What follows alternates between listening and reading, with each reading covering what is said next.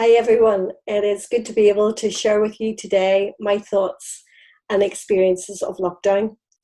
It's hard to believe 12 weeks ago what we were all doing and what seemed so important, all going about our daily activities. Well, my story begins just before lockdown when ripples of anxiety were beginning to appear. Rumours of all kinds were floating about. What if was the big question. I was frantically trying to grasp the enormity of the situation. I was thinking ahead and planning what I was going to buy, how I was going to organise my dad and my elderly family relatives.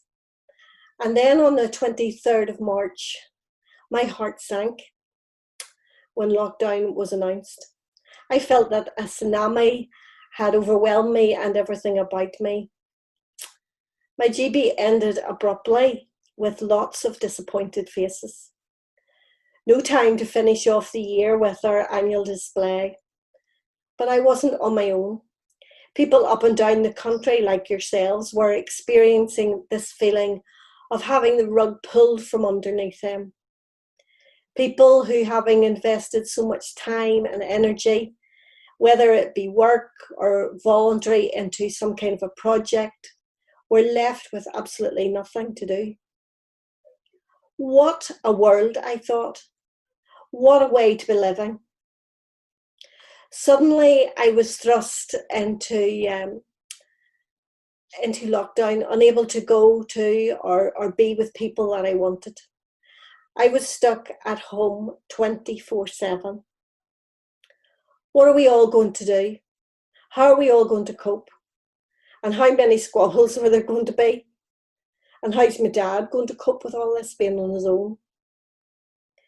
Then that verse from Psalm 94, verse 19 came to me.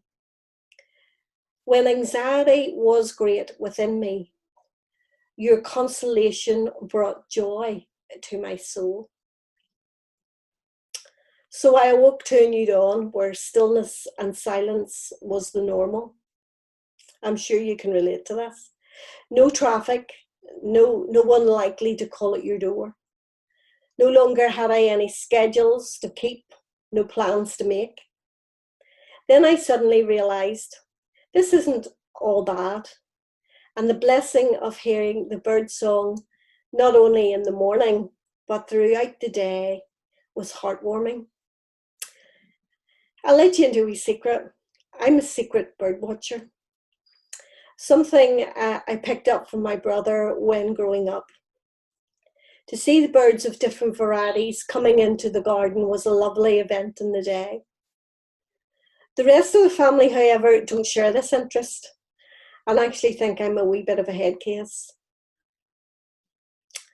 I suppose, like many others, I have enjoyed family time. Life before lockdown in our 21st century society, where everyone was coming and going at different times. Meal times were rushed, even takeaways were getting more frequent. There were very few nights in the week when we all sat down together. But lockdown broke that routine. We now cooked evening meals, introduced new recipes. We decided as a family whether it was a keeper or a loser for our recipe book. Of course, given any family, there were a few disagreements. At this point, I must confess that it was my husband who took up the cooking, which, to be honest, was absolutely brilliant for me. On occasions, we had family cooking times, the famous one being the pizza making activity. Of course, Adam thought his was the best, but let me tell you, the jury's still out in that one. Perhaps one of the biggest changes to our routine was on a Sunday. Instead of meeting together to worship with everyone, there was this sense, I thought, of isolation as we sat around a TV screen. Instead of coffee served before or after the service, there were Sundays when homemade jambons were served before the service, which is another new recipe, were scones during the service, and banana bread when the pause button was hit to take it out of the oven. Sorry, Michael. During all these family times, I was often reminded of my mum's words. Surely my cup overflows. I felt a sense of God's goodness, God's loving kindness, and God's amazing care for me, his daughter. I felt that God had given me these moments, even for a short time, to enjoy and feast on them, filling my heart to overflowing. The risks and dangers of COVID-19 focused our minds on the real importance of the wider family.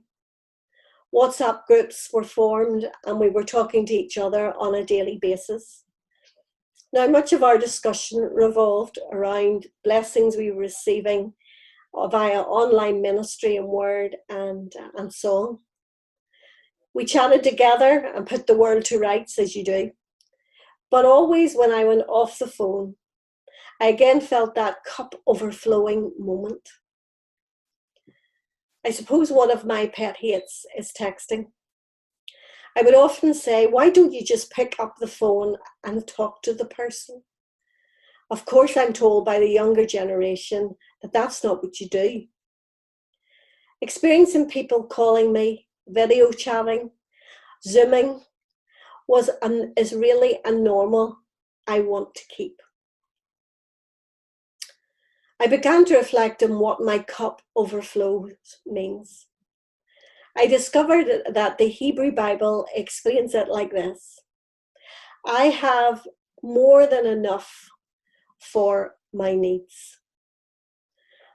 At the onset of lockdown, so many things in my life were removed. Church, GB, work, socialising, going out and eating in restaurants, grabbing a coffee and a chat with a friend. These things were subsequently replaced by family times, quiet times, times to exercise, and times to reflect about where I was at. And the result is that not only are they enough for my needs, but that my cup overflows.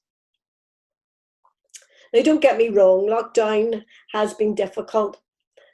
There were times when I said, I can't do this anymore. Another 3 weeks, I just can't do it. I worried about my dad and other family members. I was concerned about both boys working on the front lines in shops. Yet in the midst of all this anxiety, God blessed me with touches of grace, reasons for joy, and evidence of his love for me. So what was my lesson in lockdown, you may ask? I have learned that the Lord alone is my portion and my cup. He makes my lot secure. The boundary lines have fallen for me in pleasant places. Surely I have a delightful inheritance. Running over, my cup's full and running over.